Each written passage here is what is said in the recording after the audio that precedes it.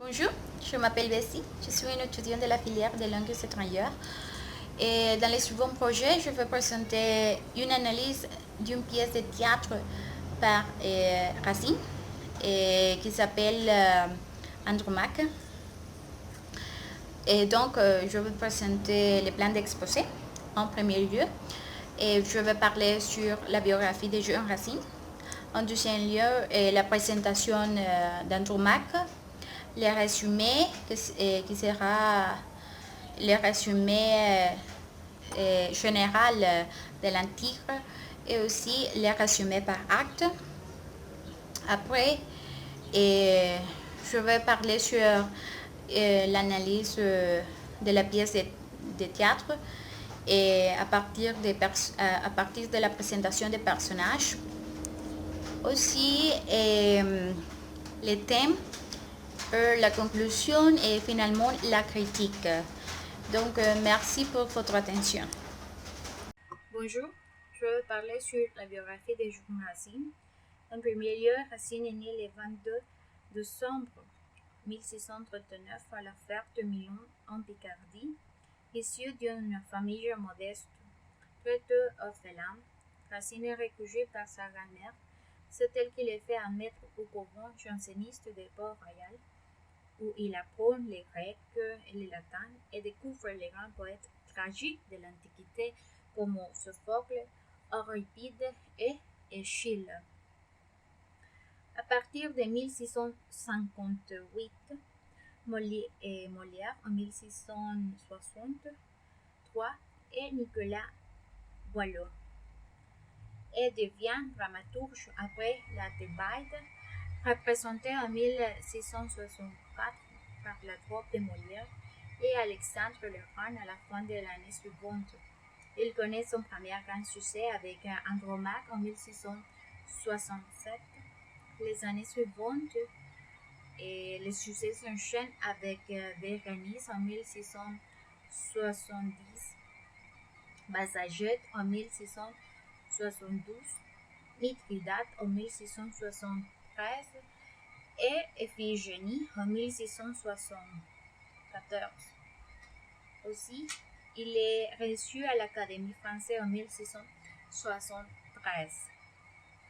Depuis, en 1677, alors qu'il n'y a que 37 ans, et Racine rompt avec le monde théâtral et devient avec Boileau historiographe du roi Louis XIV.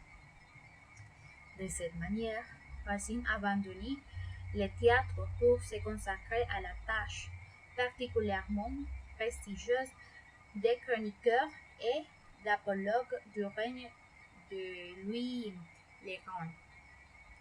L'œuvre de Racine, historiographe du roi, a presque entièrement disparu. En dehors de quelques fragments, seuls deux textes subsistent. Éloge historique du roi sur ses conquêtes depuis l'année 1672 jusqu'en 1678. Et relation de ce qui s'est passé au siège de Namur. Preuve de la faveur royale, l'ascension de Racine se poursuit. Reçu à l'Académie en 1673, il est directeur en 1685. Une charge de gentilhomme du roi lui est attribuée en 1690 de conseiller secrétaire du roi. 6 ans plus tard, il est du petit nombre admis à Marly, retraite intime du roi, et Louis XIV, qui souffre d'insomnie, fait appel à lui comme lecteur. Malgré son régiment à Port-Royal, Racine bénéficia jusqu'à la fin de sa vie de l'appui du souverain. Surtout, après plus de 10 ans d'absence, et sur la demande de Madame de Maintenon, Il revient au théâtre avec deux tragédies bibliques. Par exemple, Esther en 1689 et Antalya en 1691. Et aussi, Racine est mort à Paris le 21 avril en 1699. La pièce Les Plaideurs est la seule comédie de Racine. En 1665, Molière donne plusieurs représentations à la pièce Alexandre le Grand. Malgré le succès rapporté par ses premières représentations, Racine confie l'œuvre à la troupe de l'Hôtel Bourgogne, une troupe rivale de celle de Molière. Racine trahit ainsi Molière et se fige définitivement avec lui. Finalement, je vais partager quelques œuvres principales de Racine. Par exemple, Andromaque en 1667, Antalya en 1691, Bajazet en 1672, Bérénice en 1670, Britannicus en 1669, Esther en 1689, Iphigénie en 1674, Les Plaideurs en 1668, Mithridate en 1673 et Phèdre en 1677. Ensuite, je vais continuer avec la présentation d'Andromaque, que c'est le point numéro 2. Andromaque est une tragédie en 5 actes et un vers de Jean Racine, créé à Paris au théâtre de l'Hôtel de Bourgogne en 1667. Publié à Paris chez Gérard en 1668. Cette tragédie inspire du mythe grec bien connu au XVIIe siècle. La cour de Louis XIV approuva cette œuvre au château de Louvre la même année de sa création. D'autre part, la troisième pièce de Racine, cette tragédie, marque le véritable point de départ de sa carrière. Cette tragédie, écrite dans le respect des règles classiques les plus puristes, se résume par une suite d'histoires d'amour qui ne peut aboutir au sein d'une tragédie nouvellement présentée, et une manière nouvelle de décrire les personnages et les actions d'une tragédie avec les sentiments humains qui sont les principales actions de la pièce. Une relation amoureuse qui lie les hommes et les femmes par un fil invisible, eux qui les posent à révéler leur véritable nature et surtout leur désir profond de vivre leur existence, toujours en balance avec la raison du pouvoir ou de la moralité. Je vais continuer avec le troisième point, que c'est le résumé général de l'Empire. Au lendemain de la guerre de Troie, la guerre de Troie est le symbole de la conquête du pouvoir. Oreste, fils d'Agamemnon, est envoyé par les Grecs à la cour du roi d'Épire, Pyrrhus. Il est chargé de réclamer deux prisonniers, qui sont Andromaque et son fils Astyanaque, les seuls descendants d'Hector qui puissent un jour venger son père et la destruction de Troie. Donc, il est tombé amoureux de sa captive. Pyrrhus refuse d'accéder à la demande d'Oreste. Comme celle-ci refuse d'avancer, il la menace de livrer Astyanaque s'il persiste à ne pas l'épouser. Or, Oreste jouait double jeu. Il est venu avant tout pour ramener avec lui celle qu'il aime. Hermione, fille d'Hélène, n'a de jeu que pour Firul. Lorsque Andromaque, cependant au chantage, accepte le mariage, Hermione, folle de jalousie, prévient Oreste qu'elle suivra s'il tuait Firul. Le roi d'Argo s'écoute, mais lorsqu'il rapporte son acte à Hermione, celle-ci réagit violemment à les bannir de sa présence. La raison d'Oreste enfant ne résiste pas au récit du suicide de Hermione sur les cadavres de Firul. Alors, je vais continuer avec le résumé par acte. D'abord, l'intrigue est simple. Oreste aime Hermione, qui aime Firul, qui aime Andromaque, qui aime Hector, qui est mort. Le scène est à Bourgogne, ville de Pire, en Grèce. Donc, le premier acte se commence avec Oreste, l'ambassadeur des Grecs, parvenu chez Firul. Il retrouve un ami fidèle, Pylade. Il vient au nom de la Grèce pour venir exiger de Firul qu'il mette à mort Astyanaque, le fils d'Hector, de crainte qu'il ne veuille un jour se venger de la défaite de Troie et de la mort de son père Hector, prince de Troie. Firul s'y refuse pour l'instant, mais Oreste est aussi à la cour de Firul parce que l'amour de sa vie, Hermione, s'y trouve. Puis, Firul parle à Andromaque. Comme Elsa refuse à lui une fois de plus, il menace de livrer Astyanaque aux Grecs. Ensuite, l'acte 2. Oreste parle à Hermione. Elle se montre prête à partir avec lui si Firul refuse de mettre à mort l'enfant. Or, Firul, qui jusque-là n'aimait pas Hermione, annonce à Oreste qu'il a décidé de lui livrer Astyanaque aux Grecs, qu'il va probablement épouser Hermione. Dans l'acte 3, Oreste est furieux de perdre définitivement Hermione.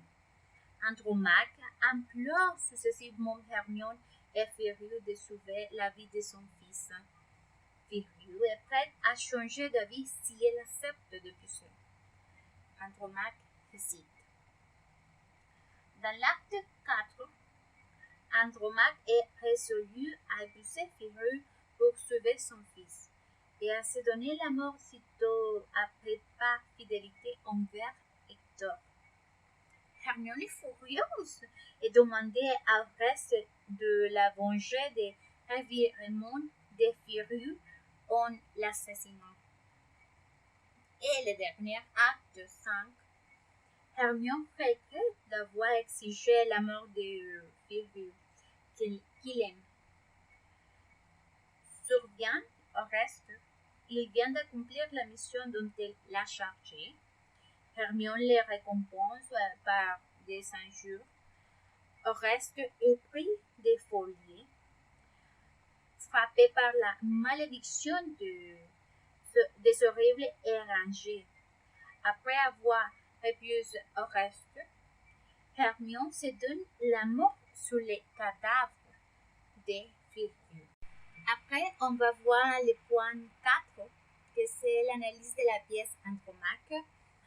Et donc, je vais mentionner les personnages dans Andromaque. Andromaque, la veuve d'Hector, captive de Firul. Et Firul, fils d'Achille, roi de Pire.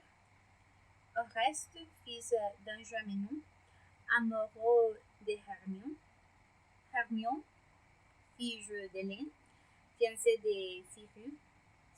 Pylade, amie d'Oreste. Cléon, confidente de Hermione. ses fils confidents d'Andromaque, Phonix, gouverneur d'Achille et ensuite des Cyrus. Je vais présenter des personnages. Par exemple, Andromaque est une princesse phrygienne, veuve d'Hector et mère d'Astrénaque. Pour sauver son fils de la mort et lui substituer un autre enfant qui est tué à sa place lors de la prise de Troie. Elle est ensuite donnée comme part du butin à Pyrrhus. Il est tombé amoureux d'elle, mais elle refuse toujours de s'avancer jusqu'à ce qu'il la menace de livrer son fils au grec s'il ne l'épouse pas.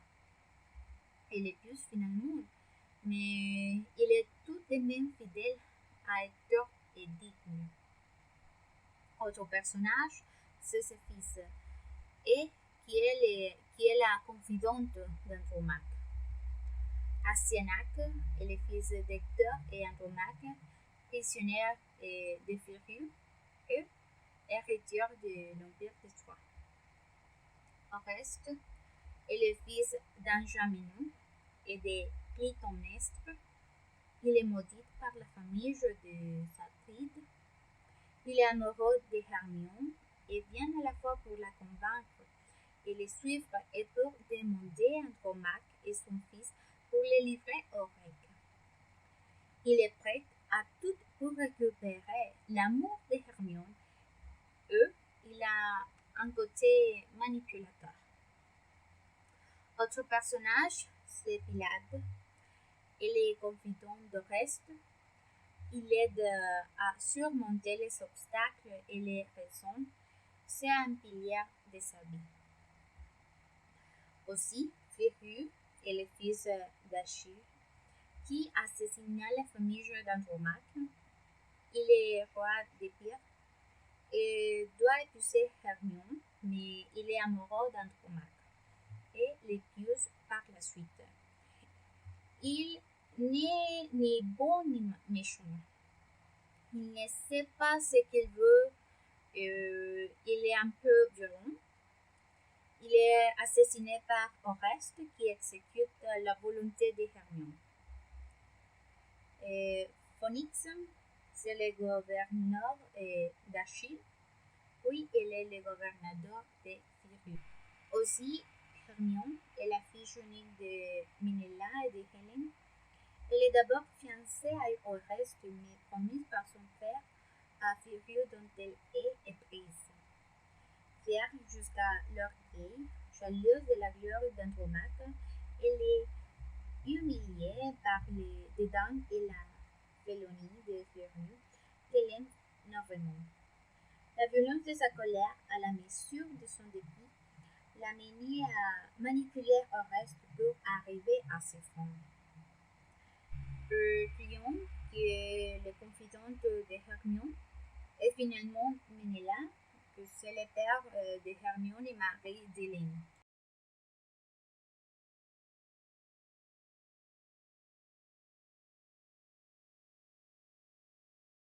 Je vais passer à la conclusion.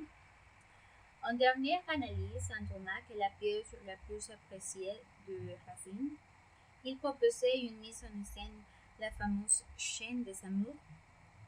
Ces situations amoureuses sont presque inextricables. En plus, la question politique est au centre du problème.